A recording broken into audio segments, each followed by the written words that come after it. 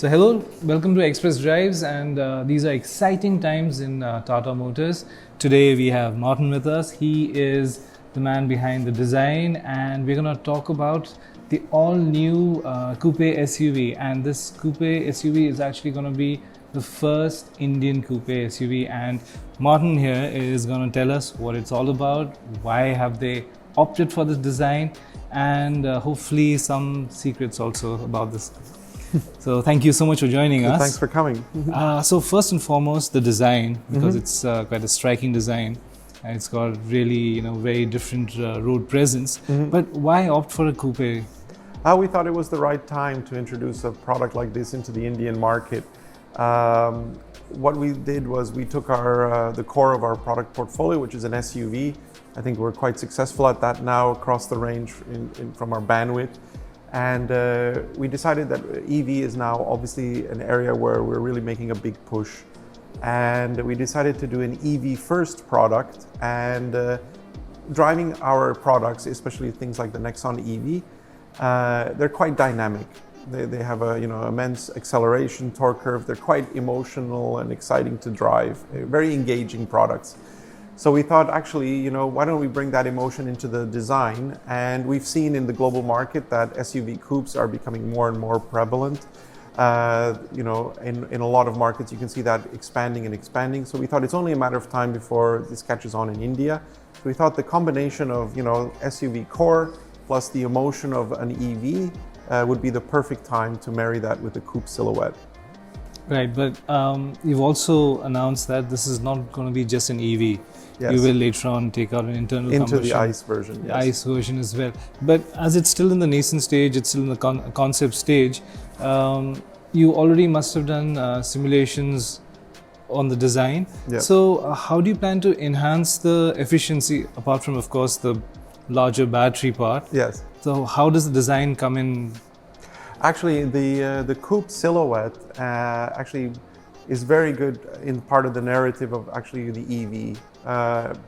When you talk about an EV, people are always talking about efficiency, range, and so forth. So the coupe already looks like it's aerodynamic just by virtue of the silhouette. But actually, we did a lot of aerodynamic testing on this car, and we are actually in the closing stages of finalizing the design for the production version, which is actually pretty much what you see here. So it's pretty much what you're going to have. I mean, 95% of the design here is in the production clay, which we have in the studio. And we did a number of CFD and also aerodynamic tests and validations. We've had the car in a full-size wind tunnel a number of times. So a lot of the design, the cleanliness of the side surface, the fact that a lot of the rear features are quite, driven in from a spoiler point of view in terms of the sharp creases and so forth. All of that was dictated by aerodynamics, and of course it's on trend from a design aesthetic point of view. So that combination all came together very nicely.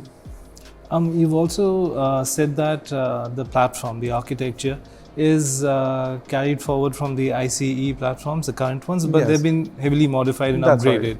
right. And what are the upgrades and modifications that have been taking place? Well, what we did was we took, our EV platforms that we have in our Gen 2 portfolio, and we decided, which one was the right one for this product. But we also did a lot of modifications. From a design point of view, what we did was actually we moved the rear wheel rearward. And that was quite a significant change, both from a cost point of view, but at the same time, it was necessary from a design point of view, because to get the coupe silhouette to work, we needed to extend the rear of the car, because otherwise it would look very forced. And that's what got it to the 4.3 meter sort of, footprint. But also what it did was it maintained that the rear passengers have the same headroom like they would have in a conventional SUV, and same with the ingress-egress. So there's no compromise on the functionality, but at the same time, we didn't want to compromise the design silhouette. So you just mentioned a bit about the length of the Yes. SUV. Anything else you could tell us a bit about, like maybe the ground clearance? The ground clearance is the same as all of our conventional, our crossover SUVs. So there was no really change to that. That's a pretty standard attribute. Okay. And in terms of again design, you've gone for a very minimalistic and simplistic look. Has it been inspired by something as such, or it's just something you came out with the new philosophy? Again, we have a pretty successful recipe, over the years with our products. So we definitely have evolution. I would say this one, you're starting to see that evolution really accelerate, for lack of a better term, in terms of how it's evolving. And I'm a big believer in sort of less is more design. We want to create a design that looks timeless, and we want to make a design that's going to age gracefully. At the same time, it has to communicate this efficiency. So, the body side, for instance, now has, very few lines on it, very few sort of surfaces. I think that makes it more modern and progressive, contemporary.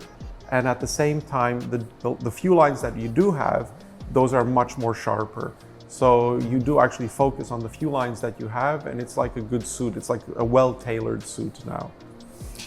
In terms of range, we are guessing that it'll have a lot more powerful battery.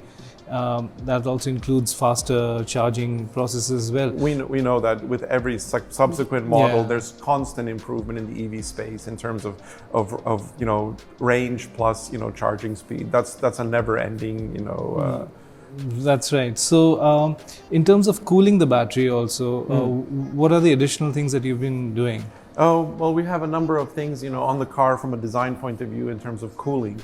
So you notice that actually there's quite a few slats in the vehicle in terms of, getting airflow into the vehicle. And that's all part of not only the aerodynamics, but also the cooling requirements. And in terms of also the interiors, you've again stuck to the same simplistic design. But you've also mentioned that there are a lot of customization options as well, like you spoke about the instrument cluster. That's right. And so how does it work, like changing the infotainment system and the instrument cluster? Yeah, I mean, we're going to be offering a pretty large range of personas, trim levels. And the customer will be able to essentially curate the car that they wish to have, starting with a base persona, just like we have with the Punch. And once you choose the persona, then you can actually put packs into the car, and that's why the screens, for instance, there's one example of you're going to have a range of options, and each customer will pick the one that they feel is right for them. So we're guessing because of its size, 4.3 meters, it will definitely be slotted above the Nexon. Yes. Do you see this philosophy going forward, and we'll see this in future cars as well? Yes, definitely. This is the first of a next generation of sort of design language. And then what you're going to see is you'll see elements of this design language now echo throughout the portfolio over the next, I would say, 3 to 4 years. So will it just be subjected to SUVs, or we'll see some of it? No, on every single product in the portfolio. So every single product, right? Yeah. So now it's already open secret, because last year Tata announced that around by 2025 there'll be a huge range of EVs. Yeah, quite an aggressive strategy. So you'll have like 3 different versions, generation 1, 2, 3.